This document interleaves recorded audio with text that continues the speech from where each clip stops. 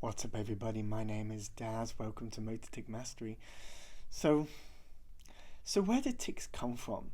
This is a big question that many people are asking at the beginning stages of their journey of letting go, healing, stopping the tics, both if you're a parent of a child who is ticking and or if you're an adult who's been ticking for a while or has just started and you're trying to make sense of it, you're trying to understand it, you're trying to figure it out so you can stop the absurdity and ridiculousness of your body moving by itself. So I'm going to shed a little bit of light on why and how and what and where I feel tics come from. Because tics aren't something that's spread. I think there's a lot of people out there that think, tics are spread to one person or another. It's like, oh, that person tics, now that person tics, now that person tics. And it doesn't work like that. And I know, when you look out into the world of biology and we're told viruses pass on to each other and we think that's how medical stuff is spread. But it doesn't work like that. It's not something that's caught and that's spread, right? That's not the way of looking at this.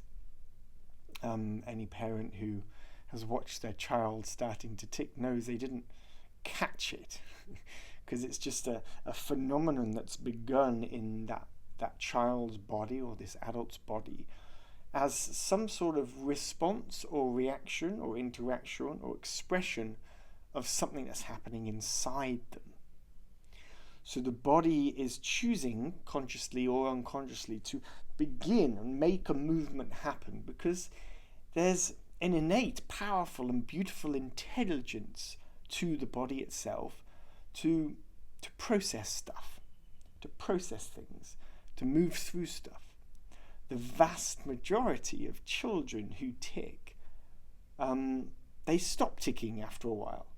Like the vast majority, I think it's like 90%, 95% of children who tic for a period of time, maybe weeks or months, it'll go. Like it'll just go and the body will naturally move through it. And the child itself is, or the body of the child itself is just allowing the tic, the movements to express something, to move through something, to shake something out, and like, and at the beginning it's just a process. It's the beauty of the intelligence of the body doing its thing. Okay? So at the beginning there really is nothing to worry about. There really is nothing to worry about. And this is really important because when the child has begun ticking, and if he starts becoming aware that this tic is the wrong thing to do, a bad thing to do, if he's even very subtly embarrassed or shamed by the world that he's existing in because of the way he looks and the way he moves, then he'll start, or she'll start, to create alternative patterns of behavior that then tries to stop, manipulate, or take control of the movement, the natural movement the body's just doing. This is how I've seen it happen again and again.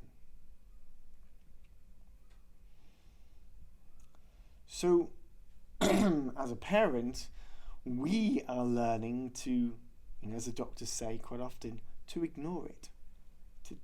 To actually, at the beginning, to just ignore it and allow it. Just ignore it and allow it.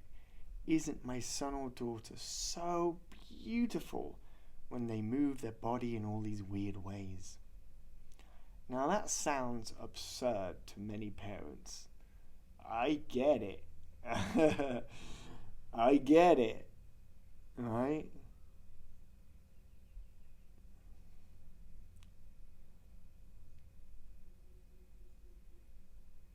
It sounds absurd. But you have to see that at the beginning, a child actually isn't too worried about the ticking. Like, At the beginning, there isn't an issue. Just the tics are happening and it'll probably go away. Most of the time it does. Having said that, if they have been ticking for a period, a longer period, and you can start seeing in them, not you, in them, like distress. Like distress. Not like the body's moving. Okay, cool. Oh, body's moving. Oh, okay. Oh. Okay. And they're just kind of happy with it. It's just kind of part of them. It's not a big issue. It's not an issue. They'll let it go at some point soon. But if you're starting to see like real distress and pain and discomfort in them, in them, not you, in them. And this is a really important distinction to make as well. Like, at this stage, when you're starting to watch your child and you see your child ticking, at the beginning you're not really doing much about it, and you want to kind of ignore it, and you want to just allow them to be, okay, right?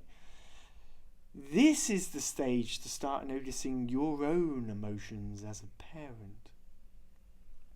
Your own feelings watching them. What's going on for you when you watch your child like this? Are you embarrassed that you have a child that's doing these funny movements? Do you feel some sense of responsibility and thus you're blaming yourself for maybe not succeeding because your child is going through this thing? Maybe you're immediately in a place of doing. Okay, now I must fix and solve. Right? And this is really important as a parent to start noticing where you are, what you're feeling, what you're going through, what your emotions are, where you stand, how it makes you feel, and what's going on for your child. And at the beginning, like quite often, like there's an intertwinement, isn't there, between a mother and her child. Like emotionally, there's an entanglement and an entwinement because this child has literally come out of you. And so when we talk about emotions here, it can be quite difficult to see and continue the process of like detaching in a way, letting go in a way of your overbearing need to help them. And it's such a fine balance, I know. Such a fine balance. Because you're the parent, of course, and you care, you want to support them. Yet at the same time, if you are even unconsciously panicking, worrying, embarrassed, needing to fix them, stressing about it, even subtly, that child is feeling it. And you are projecting that worry onto them. Okay? They are feeling it. They're a child. They're so sensitive. Even unconsciously, if you are worrying, they feel it. And 99% of the time, your worry is more than their worry about the tics. Especially at the beginning, within the first year or two. It's usually the parent which is worrying more than the child.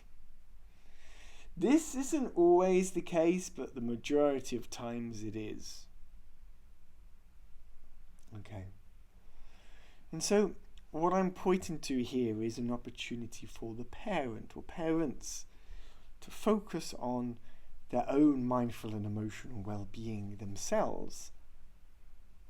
Because naturally, if you improve your own awareness, connection to your feelings and emotions, what's going on for you in the context of your household, and you improve that as a parent, naturally your child who is showing signs of a mental health condition will learn, pick up and improve themselves naturally because they're around you who are looking after yourself better as a parent. Now, the medical system, the doctors don't necessarily offer this perspective. They're like, we've got to go and fix the child then. And I'm like, no, you fix you support and improve, not fix, you support and improve the environment that the child's existing in, so the tics and their tension and their emotions and the stuff that's going on for them can relax, can naturally sort of melt away a bit. They can let go more. It can be in a safer, gentler, emotional and mindful environment for them. So this is my approach for encouraging people or supporting both parents and adults who tic and kids who tic to move through this. I'm not an advocate for the big pharma pumping kids with medicine situation thing, which a lot of people do. I'm all for like the natural ways of moving through this, because I can see that it's possible, because I've personally been through that. So at this point, I just want to mention that on my website, I have a very short mini course for parents. So I don't know if you've found my website or not, or whether you're watching this after finding my website, but I have a very short series of embodiment tools and techniques, little practices that you can share with your child to support them if it gets to a point where you need something to do with them. My encouragement is to focus on your mindful and emotional well-being as a parent too. Also in this short series of videos, I have some information about food, foods, and things to say or not to say. Like basically, I just go into a little bit more detail with regards to how you can relate to your child who is showing signs at early onset of motor tic, vocal tic, even Tourette's. So I encourage you to check out those videos. It's a small price, but not a lot. I'm actually considering, because this is feeling more important to me these days, I'm considering of creating a short program, maybe 4 to 6 weeks long as well. A Zoom call program where I get to spend maybe the first 30 minutes or so with you as a parent and your child, teaching a few sort of breathing practices, mindfulness practices, embodiment practices together as a group, as a family with you guys together, and supporting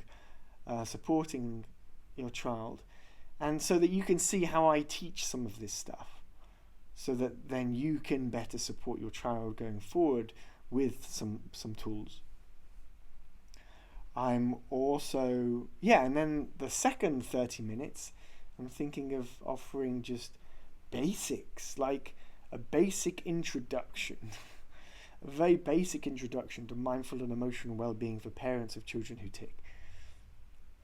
So it will support you as a parent to just learn a little bit about what it means to, sink into your body, come into some sort of balance and alignment, see when the overthinking or the anxiety or the stress takes over your being, what it means to project onto another person, especially a child, your stuff, right? I got a whole bunch of basic mindful and emotional stuff, how to feel, see, move through and allow emotions to release.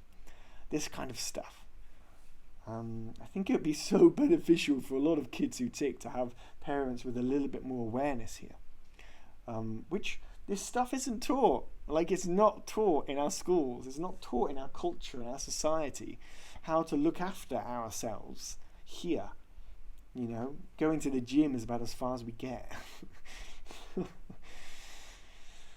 So that's the physical body, but we got to look after our mental and emotional bodies too, especially in the fast-paced, stressful and anxiety-inducing, fearful world that we exist in this day and age. So anyway, if for some reason or somehow that feels important or interesting to you as a parent after watching this, please let me know. I'm trying to gauge interest as to whether this is something I would like to offer and do and share. So All right, that's a good 15 minutes of a ramble about what I'm seeing and feeling with regards to your parents I've worked with again and again over the last couple of years. And I wanted to share this download to you on YouTube now. Sending my love from the beautiful island of Koh Phangan in Thailand. It's raining a bit right now. I do need breakfast, so I might head out and see what I can find. Okay, so much love. Ciao, ciao.